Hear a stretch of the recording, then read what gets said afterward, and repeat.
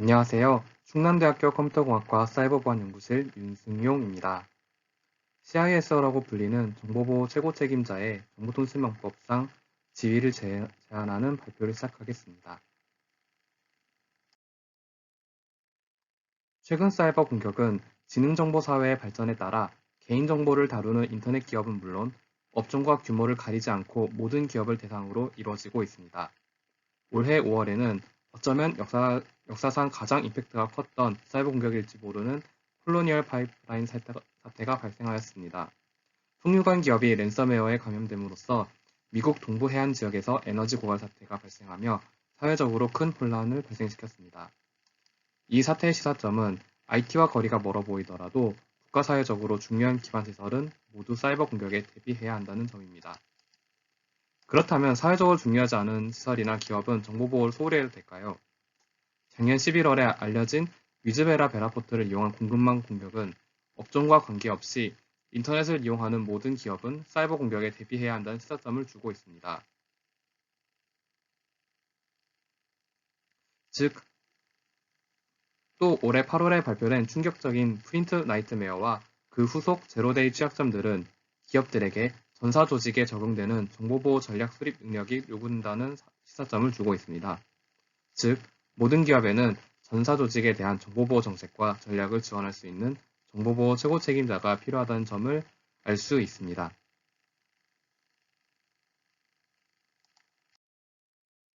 그렇다면 기업의 정보보호를 책임지는 정보보호 최고 책임자의 지위를 정보통신망법에서는 어떻게 규정하고 있을까요? 현행, 그러니까 아직 시행 중이지만 곧 새 규정으로 바뀔 정보통신망법 규정과 앞으로 시행될 것으로 입법 예고된 규정을 통해 설명하겠습니다. 현행 법령은 정보보호 최고 책임자를 세부 규정 없이 임원급으로 규정하도록 하고 있고, 중소기업 기본법에 따른 소기업 등은 정보보호 최고 책임자를 지정하지 아니할 수 있도록 하고 있습니다. 현행 규정에서 임원급에 대한 세부 규정이 없다는 문제점을 해결하고자 정보보호 최고 책임자를 대통령령으로 정하는 기준에 해당하는 임직원을 지정할 수 있도록 정보통신망법이 개정되어 12월에 시행될 예정입니다. 입법 예고안에 따르면 자산총액이 일정 기준 이상인 기업은 비등기 임원을 포함한 성급상 이사로 정보보호 최고 책임자를 지정해야 하고, 그 외 중견기업이나 대기업, IT업종 중기업은 대표이사로부터 직접 지시를 받는 정보보호 관련 업무를 총괄하는 부서의 장을 지정해야 하며, 그 외 중소기업은 사업주나 대표이사를 정보보호 최고 책임자로 간주하도록 규정하고 있습니다. 얼핏 보기에는 정보보호 최고 책임자의 지위를 문제없이 차등화하여 규정한 것처럼 보입니다. 그러나 조금 더 깊이 들어가 중소기업 기본법을 살펴보면 실제 중소기업을 구분하는 기준은 매출액과 자산총액과 같은 통화기반 기준입니다.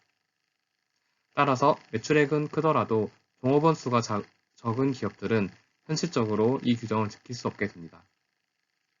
어떻게 하면 이러한 문제를 해결하면서도 정보보호 역량을 높일 수 있는 실효성 있는 기준을 만들 수 있을까 고민한 것이 이 연구의 내용입니다. 정보보호 최고 책임자 지위의 법적 기준을 세우기에 앞서 본질적인 질문을 할 필요가 있습니다. 기업에서 정보보호 업무가 어떻게 수행되고 있을까? 이에 대한 답변으로 정보보호 거버넌스에 대한 국제표준인 ISO 27014의 2020년 버전을 살펴보겠습니다. ISO IC 27014는 기업 정보 보호에 대한 최종적인 책임을 지는 주체를 가버닝 바디, 즉 이사회라고 언급하고 있습니다. 그리고 탑 매니지먼트, 즉 최고 경영진은 이사회가 정보보호 관련 의사결정을 할 수 있도록 지원하며 조직의 정보보호 역할을 위임하고 자원을 분배합니다. 오거나이제이션, 즉 조직은 최고 경영진의 지시에 따라 정보보호 관리체계 ISMS를 수립하고 운영합니다. 여기서 중요한 시사점은 정보보호는 특정 부서의 기술적인 업무가 아니라 기업 경영진이 직접 관여하여 의사결정하는 업무라는 점입니다. 따라서 정보보호 최고 책임자는 직접 경영에 참여하거나 이사회를 지원할 수 있는 지위에 있어야 합니다.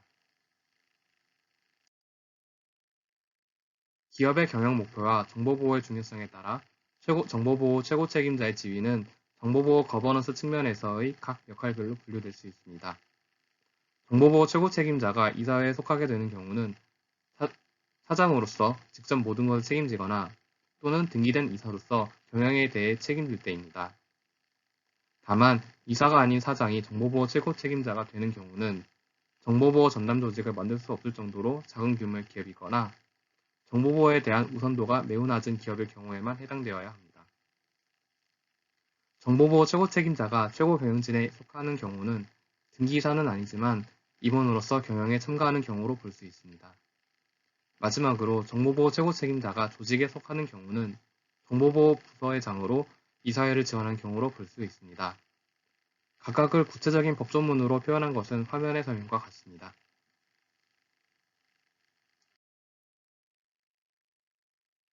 한편 모든 업종에서 정보보호 최고 책임자가 필요한 것은 맞지만 업종에 따라 정보보호 최고 책임자의 중요성은 달라질 수 있습니다. 저희는 업종별 정보보호의 중요성을 법률과 통계자료에 기반하여 산업별로 상중하로 평가하였습니다. 여기서 정보통신기반보호법에 따른 정보통신기반시설에 해당하는 산업은 영향도 상을 부여하였습니다. 정보통신이 필요한 국가의 기반시설이므로 정보보호의 중요성이 무엇보다 높기 때문입니다. 국토의 계획 및 이용에 관한 법률에 따른 기반시설에 해당하는 산업은 영향도 중을 부여하였습니다. 정보통신이 필수는 아니지만 마비될 경우 사회적으로 큰 영향을 미치는 산업에 대해 정보보호와 관련된 주의가 필요하기 때문입니다.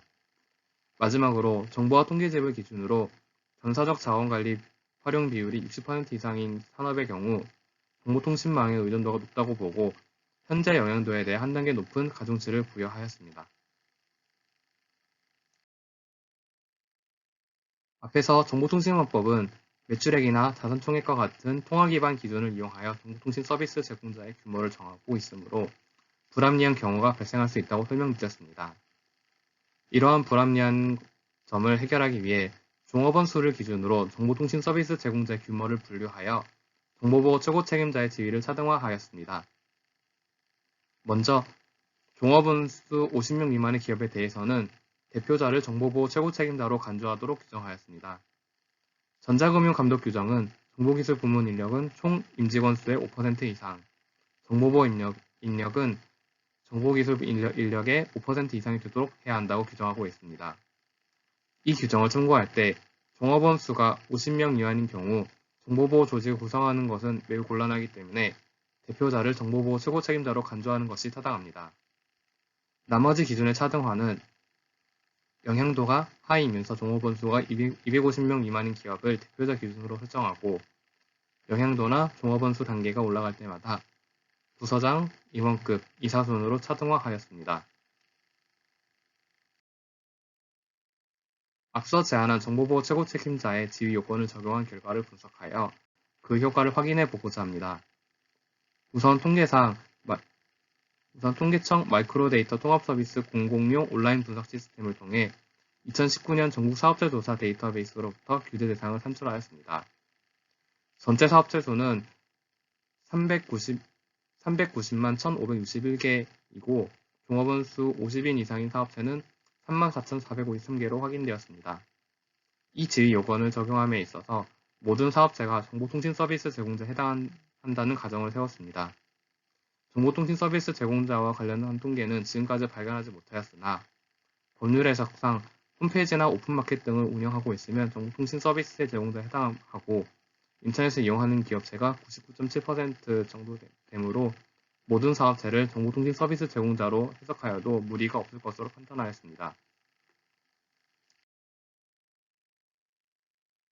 표준 사업 분류별로 지위를 나누어 적용해본 결과 정보보호 최고 책임자로 이사를 지정해야 되는 기업은 843개, 임원급은 9,684개, 부사장은 16,778개로 확인할 수 있었습니다. 15,485개로 확인할 수 있었습니다.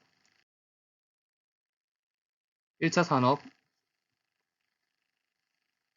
이 결과로부터 농업, 광업과 같은 1차 산업과 숙박 및 음식점업 등 정보보호 우선도가 낮은 업종은 대부분 대표자를 정보보호 최고 책임자로 간주하고 있음을 알 수 있습니다.